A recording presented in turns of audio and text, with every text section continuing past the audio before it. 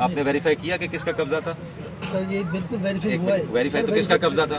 अभी पटवारी नहीं आ रहा सर, पटवारी को बुलाया, सख्ती से बुलाया। डीएसपी साहब, दिस इज रॉन्ग, वो तो दिस इज रॉन्ग। मुझे नजर आ रहा है चीजें जो हो मुझे रही पता है सर, मुझे पता है। सर मैं डीजी खान था सर। आज ही पर्चा करें, अरेस्ट होने चाहिए वो, ठीक है। और अभी शाम तक होगा, ठीक है। डीएसपी साहब जरा मेहरबानी करें, ये कब्जा नहीं कहा नहीं है आपने, एक मिनट सब्र करें। लिखा आपने क्यों है? जब आप पटवारी के पास मामला भेज रहे हैं, इसका मतलब है कि गड़बड़ है। मैं पटवारी के पास नहीं भेज रहा सर। सर 3 FIR इसी के हुए हैं। जी सर, जी सर। शाम तक FIR होगी सर, होगी। रजिस्टर, मुलजम गिरफ्तार होना चाहिए। सर मुझे आने भी दे दो सर। आपने जाना भी नहीं, अब हम हैं, ठीक है, मैं डीजी खान ठीक है।